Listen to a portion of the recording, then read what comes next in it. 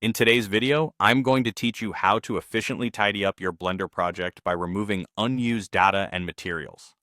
Whether you're working on a large project with multiple objects or just want to give your file a bit of a refresh, these methods will help you manage your files more effectively and keep everything running smoothly.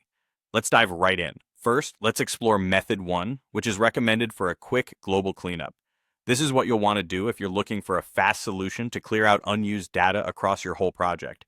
Begin by navigating to the File menu at the top left of your Blender screen. From there, hover over Cleanup and select Purge Unused Data.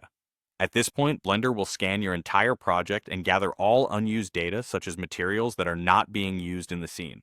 After the scan is complete, you simply need to click the Purge button, and all of this unnecessary data will be deleted at once. This method is quick and efficient, allowing you to declutter your project with minimal effort. If you want to focus specifically on certain objects within your project, Method 2 is the way to go.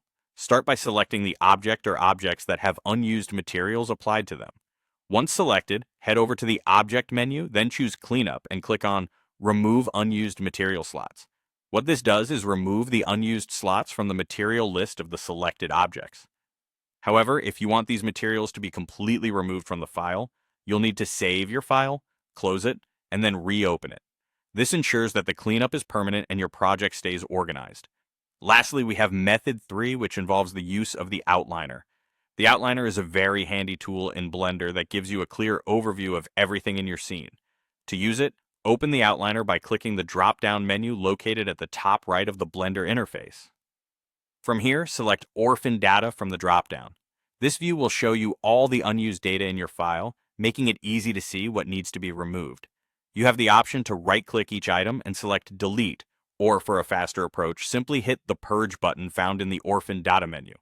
Additionally, if you want to prepare materials for deletion, you can shift-click the X button next to a material in the material list, setting all its users to 0. This action makes them eligible for purging. By choosing any of these methods, you'll maintain a clean and efficient Blender project, keeping everything neat and organized. Whether you choose to do a global purge, clean up specific objects, or dive into the outliner, each method offers its own advantages. So go ahead and try these techniques to enhance your Blender workflow.